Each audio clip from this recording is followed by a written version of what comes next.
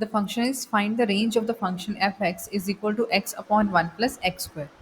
हमें फाइंड करनी है इस फंक्शन की रेंज। रेंज का मतलब क्या हुआ कि x की वैल्यूज़ पुट करने के बाद इसके पॉसिबल आंसर्स क्या आ सकते हैं, यानी कि एफ एक्स की वैल्यूज़ क्या क्या आ सकती हैं। तो अगर हम इसके डोमेन की बात करें तो रियल नंबर जो है इसकी डोमेन होगी। वो क्यों? क्योंकि ये फंक्शन किसी भी वैल्यू पे, x की किसी भी वैल्यू पे ये फंक्शन अनडिफाइंड नहीं होता है। डिनोमिनेटर देखो कहीं पे भी ज़ीरो नहीं बनने वाला है, बिकॉज अगर यहाँ पर आप वैल्यू पुट करोगे कोई भी नेगेटिव या पॉजिटिव स्क्वायर करोगे तो वो पॉजिटिव हो जाएगी और इस पर वन ऐड करने के बाद वो पॉजिटिव वैल्यू ही आंसर देगी। तो ज़ीरो कहीं बनेगा नहीं, तो अनडिफाइंड कहीं होगा नहीं, तो किसी भी वैल्यू के लिए अनडिफाइंड नहीं होने वाला। तो इसलिए इसकी जो डोमेन है वो तो हमारे पास आएगी ऑल रियल नंबर्स। अब मुझे फाइंड करनी है इसकी रेंज, यानी कि अगर हम इसके अंदर वैल्यूज पुट करते हैं एक्स की, कोई भी रियल नंबर मैंने पुट कर दिया तो इसके पॉसिबल आंसर्स हमारे पास क्या क्या हो सकते हैं। ठीक है, तो उसके लिए हम सपोज करते हैं कि मान लो x की कोई वैल्यू पुट करने पर हमारे पास इसका आंसर आया y। तो हमने क्या लिख लिया, y is equal to x upon one plus of x square, right. तो यहाँ से पहले आप क्रॉस मल्टीप्लाई करो और यहाँ से पहले आप x की वैल्यू फाइंड करो। तो y यानी कि x की वैल्यू फाइंड करने का मतलब यह है कि x को एक्सप्रेस कर लो इन टर्म्स ऑफ y। तो y plus y x square is equals to x. तो x वाली टर्म्स एक तरफ करते हैं, y is equal to x minus of y x square, right. यहाँ पर x में बन रही है क्वाड्रेटिक इक्वेशन, तो एक्चुअली इसे फिर हमें क्या करना होगा, क्वाड्रेटिक वाली फॉर्म में ही सॉल्व करना होगा। Y x square minus of x plus y is equals to zero, ये हमारे पास क्वाड्रेटिक इक्वेशन बन गई इन टर्म्स ऑफ एक्स। जहाँ पर हमारे पास कांस्टेंट आते थे, एक्स स्क्वायर कॉफिशिएंट, ये कांस्टेंट टर्म, उसकी जगह पे हमारे पास वाई आ गया। ठीक है, तो हमें क्या करना होगा, हमें यहाँ पर क्वाड्रेटिक फॉर्मूला अप्लाई करके x की वैल्यू फाइंड करनी होगी। तो क्वाड्रेटिक फॉर्मूला हमारे पास क्या होता है, उसके अकॉर्डिंग a हमारा यहाँ पर y है, b हमारा -1 है और c भी हमारा क्या है, y है। तो क्वाड्रेटिक फॉर्मूला के according x will be equal to minus b यानी कि 1 plus minus under root d, d क्या होता था, b square minus four a c, b square minus four a c, तो दोनों वाई वाई हैं, upon two a means two y. So x is equal to one plus minus one minus of four y square upon two y, right. तो हमारे पास x जो है वो y की terms में ऐसे एक्सप्रेस हो गया। तो अब मुझे y की वो वैल्यूज फाइंड करनी है जिसके लिए x डिफाइंड रहे, मतलब x क्या था, हमारा एक रियल नंबर था। तो ऐसी वैल्यू नहीं आनी चाहिए y की कि वहाँ पर x ही डिफाइन ना हो पाए।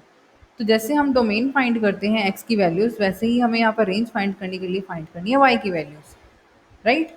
तो अब यहाँ पर जो फंक्शन है वो हमारे पास टू टाइप्स में आ गया। एक तो पहली बात ये कि ये न्यूमरेटर एंड डिनोमिनेटर दो टाइप, दो इसमें फंक्शंस आ गए, एफ एक्स अपॉन जी एक्स टाइप। तो वहाँ पर पहली कंडीशन क्या रहती है कि जो डिनोमिनेटर है वो नॉट इक्वल टू जीरो होना चाहिए, राइट। तो इसके लिए पहले हम क्या लिख लेंगे, x will assume real values, x तभी रियल रहेगा इफ पहली कंडीशन की जो टू वाई है वो नॉट इक्वल टू जीरो होना चाहिए, denominator must not equal to zero. And अब न्यूमरेटर की बात अगर हम करें तो हमारे पास वहाँ आ गई एक अंडर रूट की टर्म।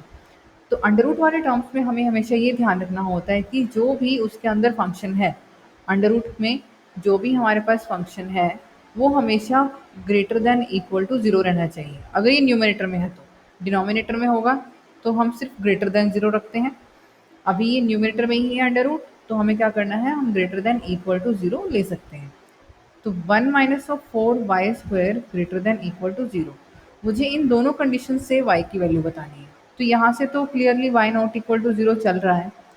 इसके लिए क्या करोगे, जब भी हमारे पास क्वाड्रेटिक फॉर्म बन जाए तो यहाँ आपको पहले फैक्टराइज कर लेना है इसे, ठीक है। और आपको ट्राई ये करना है कि जो भी यहाँ पर वेरिएबल चल रहा है x या y, उसका जो कॉफिशेंट है वो वन हो। तो यहाँ मैं पूरी इक्वेशन को माइनस फोर से डिवाइड कर रही हूँ। पहले तो माइनस लिया हमने कॉमन, तो ये इनइक्वालिटी का जो साइन है वो चेंज हो जाएगा। मैंने माइनस कॉमन लिया, माइनस से मल्टीप्लाई किया पूरी इनइक्वालिटी को, तो जो ये साइन है वो चेंज हो जाएगा। तो y square minus one by four less than equal to zero. तो ये a plus b into a minus भी लिख सकते हैं, राइट। तो अब देखो मुझे y की ऐसी वैल्यूज़ चाहिए जिसके लिए इन दो फैक्टर्स का जो प्रोडक्ट है वो less than equal to zero हो, मीन्स वो नेगेटिव हो। तो मुझे इसके लिए अब क्या करना पड़ेगा, हमें हेल्प लेनी होगी नंबर लाइन की। ये बिना नंबर लाइन के भी हो सकता है फॉर्मूले से, लेकिन नंबर लाइन का फ़ायदा ये होता है कि आप वो किसी भी टाइप के सम में अप्लाई कर सकते हो, चाहे वो आपके पास एफ एक्स अपॉन जी एक्स में है, चाहे ऐसे प्रोडक्ट में है। ठीक है? तो यहाँ देखो अब क्या करेंगे हम, मुझे फाइंड करनी है y की वैल्यूज़। तो पहले एक बार तो आप इन दोनों फैक्टर्स को इक्वल टू 0 पुट करके y की वैल्यूज़ निकाल लो। तो 2 वैल्यूज़ आएँगी, एक तो पॉज़िटिव 1/2 आएगा और एक नेगेटिव 1/2 आएगा। तो नंबर लाइन पे हम पहले इन्हीं 2 नंबर्स को प्लॉट कर लेते हैं, -1/2 एंड +1/2। इधर हमारे पास माइनस इन्फिनिटी जा रहा है, यहाँ पॉजिटिव। तो पूरे रियल नंबर को यहाँ पर हमने 3 पार्ट्स में डिवाइड कर लिया। 3 पार्ट्स में डिवाइड हो गए, एक माइनस इन्फिनिटी से -1/2, -1/2 से 1/2 एंड 1/2 से इन्फिनिटी। मुझे ये चेक करना है कि कौन से पार्ट के लिए, कौन से इंटरवल के लिए इनका प्रोडक्ट नेगेटिव आएगा।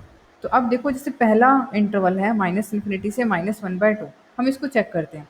तो कैसे चेक करेंगे इसे हम, यहाँ पर हमारे पास जो भी वैल्यूज़ यहाँ पर लाई कर रही हैं उसमें से आप कोई भी वैल्यू ले लो। सपोज़ मैंने यहाँ से ले लिया -3, ठीक है? -3 या -1 कुछ भी ले सकते हो, मैंने -3 ले लिया। तो -3 आप इस फ़ंक्शन में पुट करके देखो। जो ये इनइक्वालिटी थी इसके अंदर आप पुट करके देखो। ये रफ में करना है आपको, -3 -1/2 -3 + 1/2। आपको सिर्फ़ और सिर्फ नेगेटिव पॉज़िटिव साइन देखने हैं, इनकी कैलकुलेशन करने की ज़रूरत नहीं है। देखो 2 नेगेटिव नंबर को ऐड करोगे तो नेगेटिव ही आएगा। अब माइनस का 3 और प्लस का 0.5 है तो ये भी नेगेटिव आएगा। तो इन दोनों का प्रोडक्ट क्या आ जाएगा, पॉज़िटिव आ जाएगा। मीन्स यहाँ पर आप क्या करो, पॉज़िटिव मार्क कर दो। फिर हम -1/2 से 1/2 के बिटवीन पुट करते हैं। यहाँ के लिए आप 0 ले लो। 0 पुट किया आपने तो 0 - 1/2, 0 + 1/2, इससे क्या होगा, यहाँ नेगेटिव आंसर, यहाँ पॉजिटिव आंसर। तो ओवरऑल इनका जो प्रोडक्ट है वो क्या आ जाएगा, नेगेटिव आ जाएगा। तो यहाँ आप नेगेटिव मार्क कर दीजिए। फिर 1/2 से इन्फिनिटी चेक करना है, तो उसके लिए हमने नंबर लिया, सपोज़ यहाँ ले लेते हैं हम 1। 1 पुट करोगे तो 1 - 1/2, 1 + 1/2। तो यहाँ से क्या आएगा, 1 - 1/2 तो पॉजिटिव होता है और ये भी पॉजिटिव है, दोनों का प्रोडक्ट भी पॉजिटिव है। तो यहाँ पॉजिटिव आ गया। बट मुझे कहाँ क्या चाहिए था, मुझे चाहिए था इनका प्रोडक्ट नेगेटिव। तो वो कौन से इंटरवल में आ रहा है, वो आ रहा है -1/2 से लेकर के 1/2 में। मीन्स जो मेरा y है वो बिलोंग करेगा -1/2 टू 1/2। इन वैल्यूज़ के लिए हमारे पास ये क्या रहेगा, नेगेटिव रहेगा। क्लोज ब्रैकेट लगानी है क्योंकि इक्वल टू 0 भी चल रहा था, राइट? तो अब यहाँ से देखो हमारे पास क्या आ रहा है कि अगर एक हमने चीज़ यहाँ पर ये भी निकाली थी, y नॉट इक्वल टू 0। तो y 0 भी नहीं होना चाहिए, अब 0 इनके बिटवीन आ रहा है।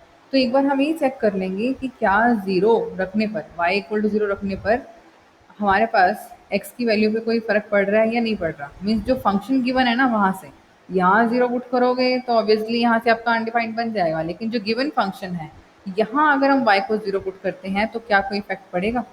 ठीक है? तो वो देखो कैसे करना है हमें। अब फंक्शन ये था हमारा x/1 plus of x square, ठीक है? तो अगर आप पुट करोगे इसमें y is equal to 0, if y is equal to 0 then 0 is equal to x/1 plus of x square, ये यहाँ मल्टीप्लाई होकर 0 हो जाएगा। तो आपका क्या बचेगा, 0 इज इक्वल टू x। तो x की वैल्यू 0 आ रही है और 0 तो रियल नंबर है। तो मीन्स y 0 पुट करने पर भी हमारे पास जो ये गिवन फंक्शन है वो उसमें उससे वहाँ से x की वैल्यूज ऐसी आ रही हैं जो कि रियल नंबर से बिलोंग कर रही हैं, एग्जिस्ट कर रही हैं। तो y इज इक्वल टू 0 जो है वो पॉसिबल है। सो हमारा जो फाइनल आंसर आएगा, जो रेंज आएगी वो -1/2 से 1/2 ही आएगी। ये जो एक नंबर हमारे पास एक्स्ट्रा बच जाता है उसके लिए हमें फंक्शन के अकॉर्डिंग भी कभी-कभी ट्राई करना पड़ता है कि क्या इसके लिए एग्जिस्ट कर रहा है या नहीं कर रहा। ठीक है? तो फाइनली आंसर इसमें हमारा ये होगा। Thank you.